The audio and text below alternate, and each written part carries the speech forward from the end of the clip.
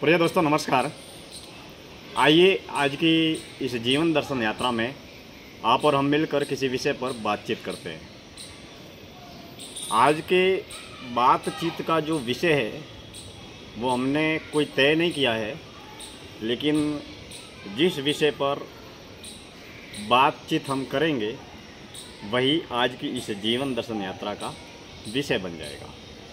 सबसे पहले तो मैं एक आपको सूचना देता हूँ कि YouTube पर तमाम तरीके की जो चिंतन से जुड़ी हुई ज्ञान, धर्म, दर्शन, सेवा, अध्यात्म से जुड़ी हुई तमाम तरह की चिंतन वार्ता जिसे हमने YouTube के माध्यम से जीवन दर्शन यात्रा के रूप में प्रसारित किया है, जिसे आप नियमित निरंतर देखते रहते हैं और जुड़े हुए भी। अब हमारी जो 17वीं पुस्तक जो है वो जीवन दर्शन यात्रा के नाम से प्रकाशित हो रही है और उसका प्रकाशन राजमंगल प्रकाशन अलीगढ़ कर रहा है।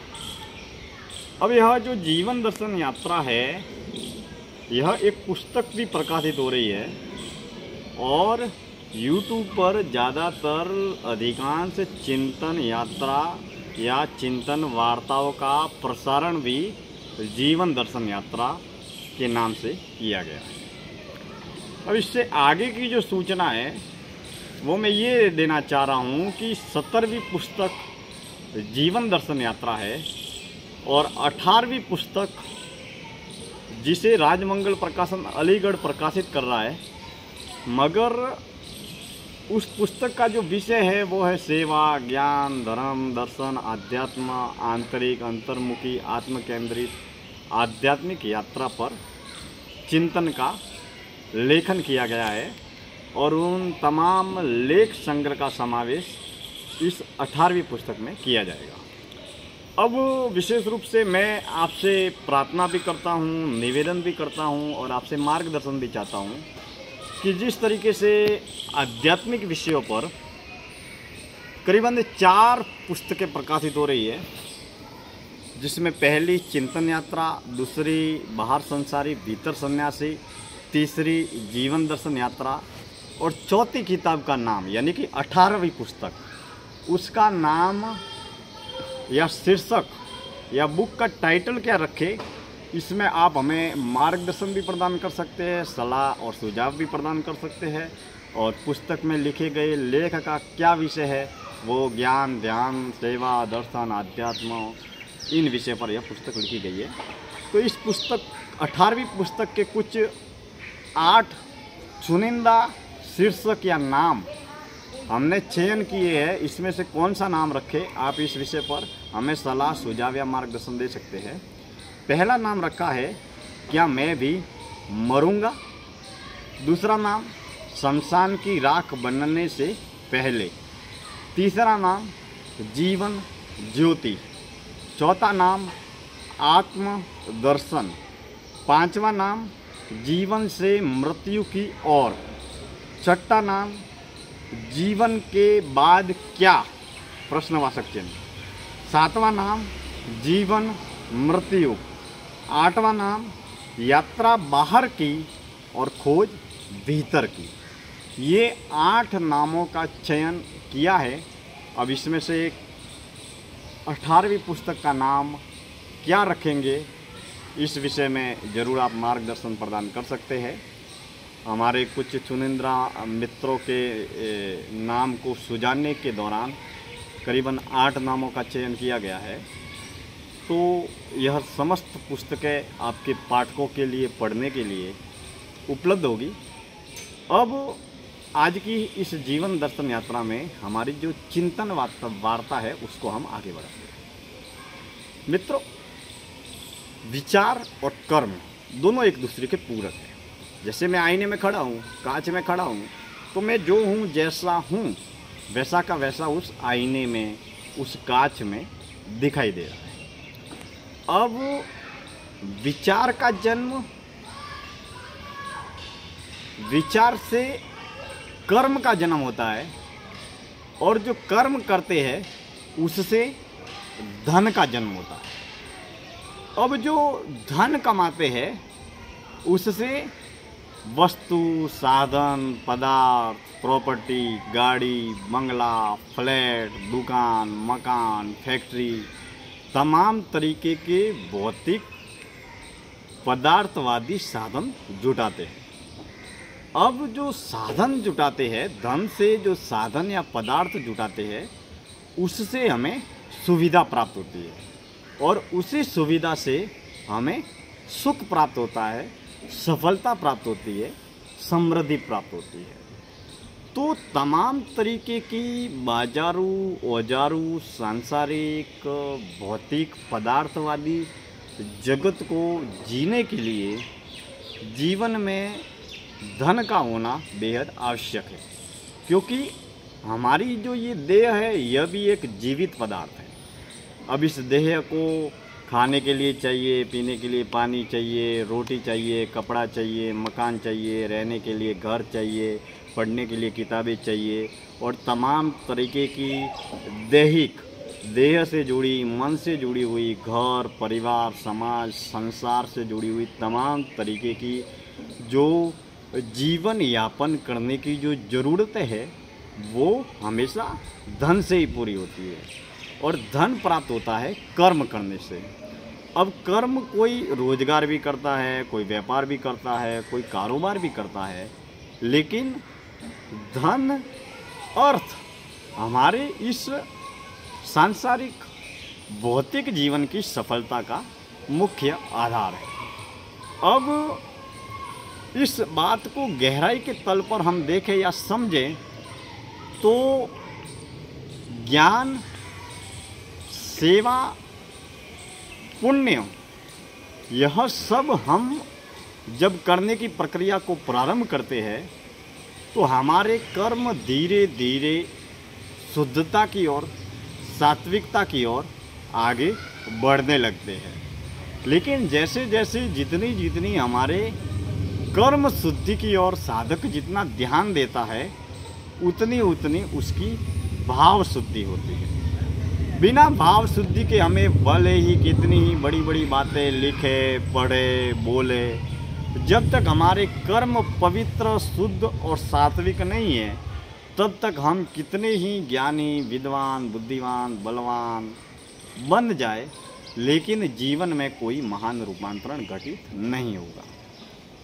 अब यह जो जीवन है वो नियमित निरंतर गति करता रहता है, यानी कि बचपन से जवानी, जवानी से बुढ़ापा और बुढ़ापा से मौत। यह एक क्षण भंगुर सपना भी है और क्षण भंगुर संसार भी है, लेकिन जो जीवन का आखिरी अकाट्य सत्य है वो है मौत।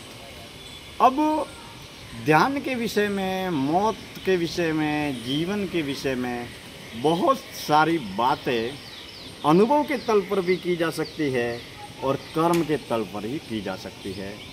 अब कर्म की दो गति है, एक सकारात्मक, एक नकारात्मक। एक जो व्यक्ति है जिसमें राग, द्वेष, ईर्ष्या, जलन, नफरत, अहंकार, तमाम तरीके के बुरे, तमोगुणी, तामसिक गुण भरे हुए हैं। अब वही दूसरा जो व्यक्ति है उसमें सेवा, दया, करुणा, त्याग, तपस्या, सहयोग, समर्पण, परहित, परोपकार, सात्विक सतोगुणी विचार उसके मन, मस्तिष्क, दिल, दिमाग में है। अब जब हम आध्यात्म के तल पर मौन, होश, ध्यान, साक्षी भाव के तल पर जब हम पारिवारिक, सांसारिक, सामाजिक, व्यावसायिक जीवन में ज्यों-ज्यों आगे बढ़ते हैं तो हमें अनुभूति के तल पर कुछ अनुभव भी होते हैं। लेकिन मुख्य विषय ये है कि आध्यात्म क्या है। आध्यात्म मौन, ध्यान, होश और साक्षी भाव की आंतरिक, अंतर्मुखी, आत्म केंद्रित आध्यात्मिक यात्रा है, जिसका वाणी से, विचार से या वाणी विचार के बाजार से दूर दूर तक कोई सरोकार नहीं है। लेकिन जब हम विचारों के तल पर, जिस तरीके से मैं आपको देख रहा हूँ और आप मेरे को देख रहे हैं, उसी तरीके से जब कोई व्यक्ति, कोई साधक या ईश्वर का उपासक जब विचारों को देखना प्रारंभ करता है, विचारों को देखना यानी कि किसी और के विचारों को नहीं, अपने आप के खुद के विचारों को। अब मैं हूँ या आप है, आपके अंदर भी विचार अलग है, मेरे अंदर भी विचार अलग है, लेकिन मेरे अंदर विचार कैसे है, मैंने जो जहाँ जिस तरीके के कार्य किए हैं, काम किए हैं, जिन जिन लोगों से मिलते हैं, जो लोग हमको मिलते हैं, उसके अनुरूप ही हमारे अंदर विचार होते हैं। एक विचार जीवन को कई तरीके से विचलित भी कर सकता है, दुखी भी कर सकता है और प्रेरित भी कर सकता है या जागरूक भी कर सकता है। इस बात को ऐसे भी समझ सकते हैं कि जैसे जिस वक्त हम बहुत सुखी होते हैं, खुश होते हैं, प्रसन्न होते हैं, उस समय हमारे विचार कैसे होते हैं, और जिस वक्त हम बीमार होते हैं, सर दर्द करता है, पेट दर्द करता है, बुखार आया हुआ होता है, उस समय बीमारी की अवस्था में हमारे विचार कैसे होते हैं, नकारात्मक होते हैं, निराशावादी होते हैं। और जिस वक्त हम उत्साह में, उमंग में, जोश में, जुनून में होते हैं, तब सकारात्मक विचार होते हैं, उत्साहित विचार होते हैं। जिस वक्त हम नींद में से सोकर उठते हैं, उस वक्त हमारे विचार कैसे होते हैं, और जब हम नींद की अवस्था में सोने के लिए जाते हैं तब हमारे विचार कैसे होते हैं। कभी विचारों के प्रति सजग रह के देखिए, विचारों का निरीक्षण करके देखिए, आप अपने ही विचारों को देखते रहिए। घर में आपके विचार कैसे होते हैं, ऑफिस में विचार कैसे होते हैं, दुकान में विचार कैसे होते हैं, जब सामाजिक सम्मेलनों में जाते हैं तब हमारे विचार कैसे होते हैं, जब हमें कोई मान सम्मान देता है तब हमारे विचार कैसे होते हैं, जब कोई हमें अपमानित करता है या हमें बुरा भला कहता है या हमारी कोई बुराई करता है या हमको कोई बुरा कहता है या हमारी बुराई करता है या हमारे अवगुण देखता है, तब हमारे विचार कैसे होते हैं। यानी कि सामने वाला व्यक्ति जो बोल रहा है उसको सुनकर या सामने वाले व्यक्ति के तमाम तरीके के वातावरण को देखकर हमारे विचार बदलते हैं। जैसे ही जब भी हम बाज़ार में जाते हैं तो बाज़ार को देखकर हमारे विचार आते हैं। तो विचार कैसे आते हैं? विचार आते हैं 5 इंद्रियों से। 5 ज्ञान की इंद्रियां है और 5 कर्म की इंद्रियां है और 5 तत्वों से बना हुआ ये भौतिक शरीर है। लेकिन जब हम साधक के रूप में अपने विचारों के प्रति सजग होते हैं, अपनी देह में होने वाली तमाम क्रिया, प्रतिक्रिया और घटना के प्रति सजग होते हैं और तमाम तरीके की बाहरी घटनाओं के प्रति सजग और साक्षीपूर्ण जीवन जीते हैं, तो वास्तव में हम जीवन के कई तलों को जान पाते हैं, पहचान पाते हैं, समझ पाते हैं और खोज पाते हैं। वही जब कोई भी व्यक्ति विचारों की खोज में निकलता है तो विचारों की खोज करते करते करते वह विचारों के सूक्ष्म तल पर पहुंचता है। फिर विचारों के सूक्ष्म तल पर पहुंचते पहुंचते विचार गायब हो जाते हैं और विचारों की खोज करते करते हम आत्मा के आत्मदर्शन करने लगते हैं और फिर आत्मा के आत्मदर्शन करते हुए हम परमात्मा के दर्शन की ओर आगे बढ़ते हैं। तो ये एक अपने आप में आनंद की यात्रा है। कुल मिलाकर कहने का तात्पर्य ये है कि मैं अगर अनुभव के तल पर बात करूँ तो अध्यात्म लिखने, पढ़ने, बोलने, सुनने की यात्रा नहीं है, मौन रहने की यात्रा है, मुक्त रहने की यात्रा है, और दूसरा साक्षी भाव की यात्रा है, कृतज्ञ भाव की यात्रा है। और इस यात्रा में हम अपने कर्मों को जितना शुद्ध, सात्विक, पवित्र करेंगे उतना हमारा मन पवित्र होगा, हमारी चेतना, हमारा चित्त, हमारा अंतःकरण, हमारा भाव शुद्ध और सात्विक होता रहेगा। आज की इस जीवन दर्शन यात्रा में इतनी बात है। कल हम किसी और नए विषय को लेकर बातचीत करेंगे। कल हम जो बातचीत करेंगे वो सांसारिक जगत में 3 तरह के आध्यात्मिक साधक होते हैं। पहला साधक, दूसरा साधक और तीसरा साधक। तीनों तरीके के साधक किस तरीके के होते हैं, कैसे होते हैं, वह हम YouTube पर दिनेश्वर माली ऑफिशियल में आगे आने वाली चिंतन यात्रा में, जीवन दर्शन यात्रा में विस्तार से बातचीत करेंगे। आप सब हमसे जुड़े हैं, इसके लिए तहे दिल से धन्यवाद। आपकी सलाह का, सुझाव का, मार्गदर्शन का मैं दिनेश्वर माली तहे दिल से हार्दिक स्वागत करता हूँ। वाणी और विचारों के माध्यम से जोड़ने की यात्रा, जुड़ने की यात्रा, जगने की यात्रा, जगाने की यात्रा सदैव जारी है और जारी रहेगी, जिसका नाम है जीवन दर्शन यात्रा। धन्यवाद।